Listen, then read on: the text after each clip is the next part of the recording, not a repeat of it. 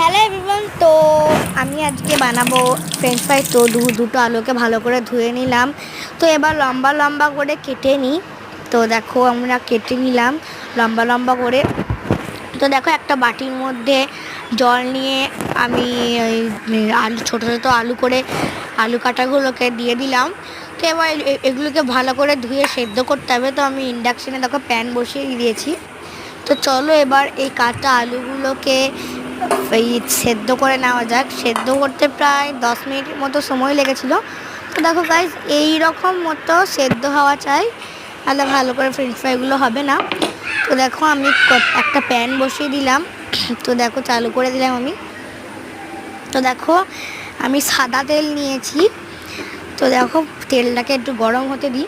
তো দেখো এখন তেলটা গরম হচ্ছে। তো গরম হোক কিছুক্ষণ, তারপরে আমরা আলুগুলোকে দিয়ে দেবো। হ্যাঁ, কিন্তু আমরা শুধু আলুগুলোকে দেবো না, আমি ভুল করে দুটো শুধু আলু দিয়ে ফেলেছি। প্রথমে দুটো মশলার প্যাকেটকে আর নুনকে আমরা মিশিয়ে দেবো। আমি ম্যাগির মতো সেন্ট করার জন্য ম্যাগি মশলা দিয়েছিলাম, আপনারা অন্য কিছুও দিতে পারেন। তো দেখো আমি অনেকটাই নিয়েছিলাম, অনেকটা ছিল বলে।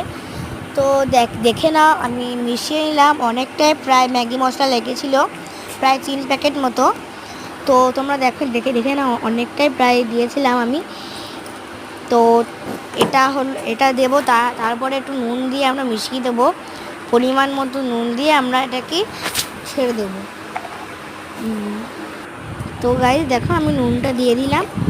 আর তোমরা কিন্তু লাইক সাবস্ক্রাইব করতে ভুলো না।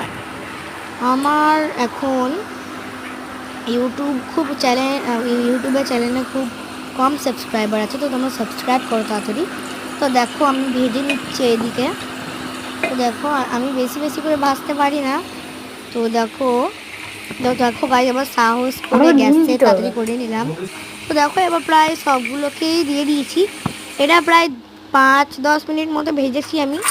তো একটু এক্সট্রা মশলা নিয়ে একটুখানি নেড়ে দিলাম এইভাবে। তো গাইস দেখো একটা প্লেটে নিয়ে নিলাম। তো চলো গাইস দেখি মাকে খেয়ে কি বলে, দেখি গাইস। তো মা দেখো নিয়ে নিচ্ছে, বোন নিয়ে নিচ্ছে, সবাই নিয়ে নিচ্ছে, মশলা দিয়ে খাচ্ছি। তো গাইস খেতে কিন্তু খুবই ভালো হয়েছে। আপনারা বাড়িতে অবশ্যই ট্রাই করবেন। বাই বাই, টাটা, সাবস্ক্রাইব করে দিন।